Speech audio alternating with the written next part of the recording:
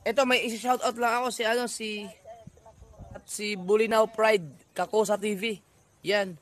Pagaling po kayo, pagaling. Okay. Pagaling po kayo, pagaling. Sinautot ko na din yung kanina yan. Pagaling.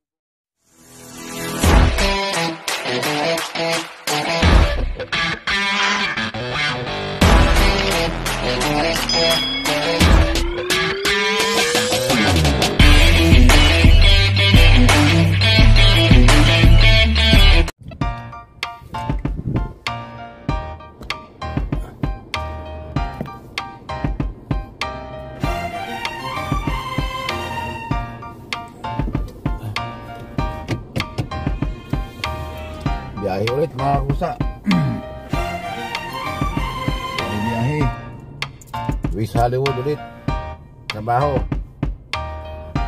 Pero hindi tayo nagmamadali ngayon kasi matagal pa oras. Pero mainit lang yung panahon sa bahay kaya labas lang agad ako.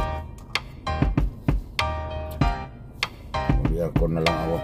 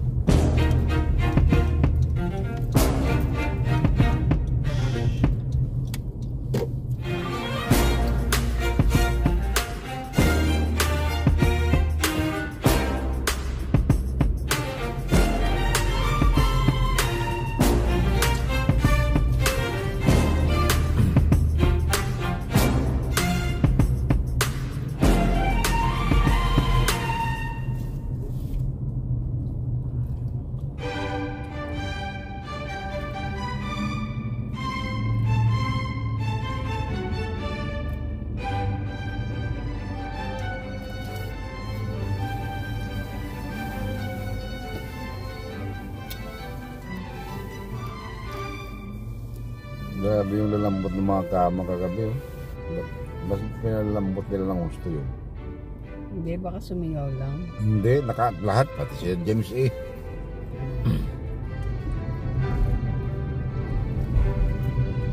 Pati si Jan, naka 200 lang yung 100 lang yung ahangin. Hindi ko alam yung operation. Hindi ko nakikita yung mga lugar nila eh. Ito, ikot mo lang naman yung pataasin mo lang yung supply, yung hangin. Kung gusto mo matigas, ilagay mo sa curb.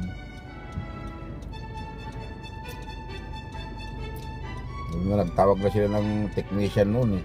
Naayos ko lang kay Travis eh. Travis, higang-higa na sa bakal. Pinabayaan sa ulag ano. Nindos niya na, sabi niya gano'n, hindi sira yung ano. Sabi ko, tingnan ko eh.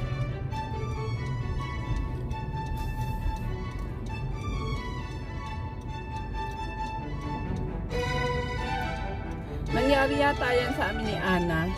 Dito siya sa kabila nagbubuhat. Siguro, nagalaw niya siguro yung ano, yung cord. Kaya lumambot yung kama ni Travis ko eh. Tay.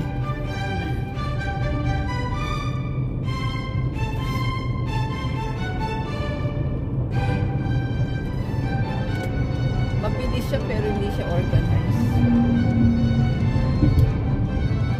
Grabe. That's...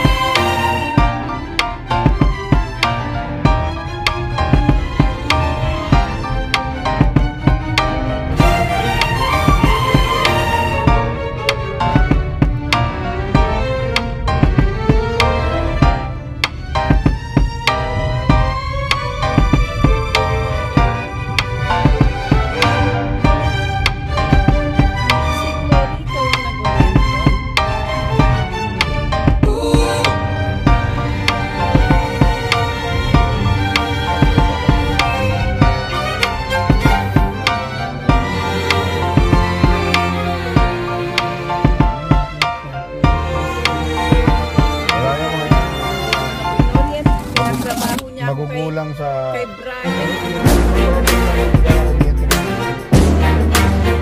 Parang hindi ko alam yun.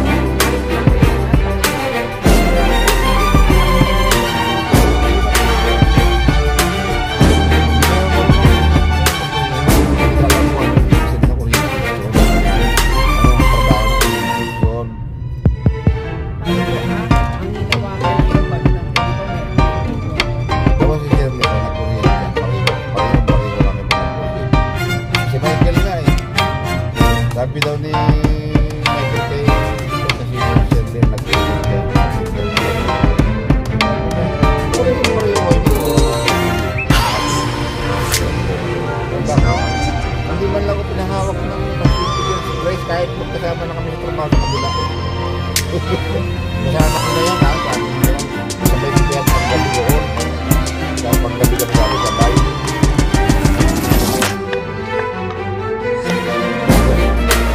Na ano ako dyan sa tres. Hindi ako pinahawak ng pasyon.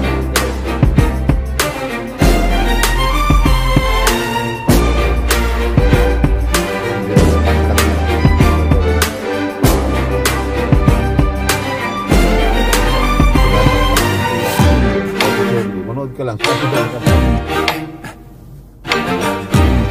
Ngayon mo nag-orient na agad-agad sa trabaho ko.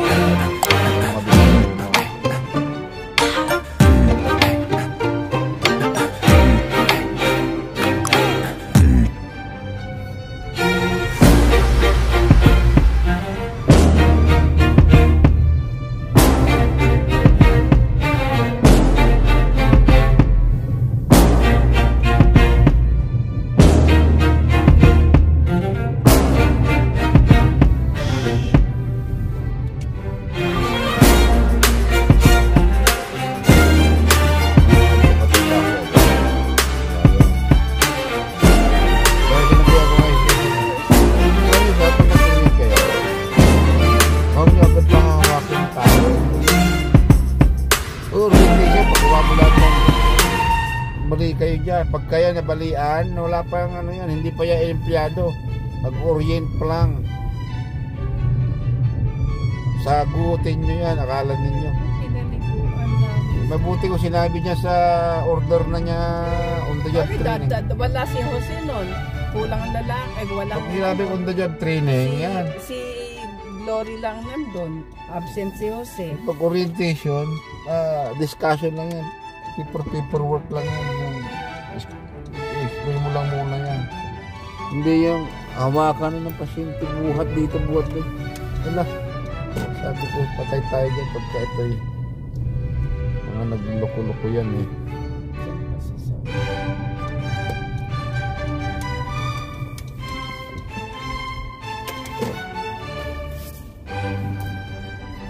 Mahirap kasi ate, hindi man lang kasi ilagay dito yung ano niya.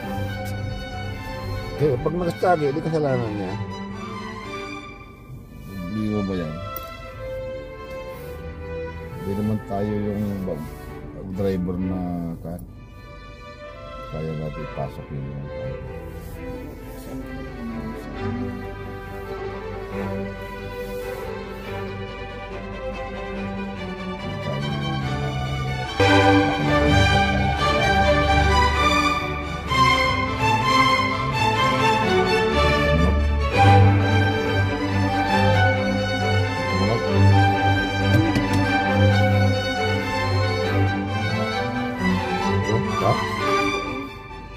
Hazard yan.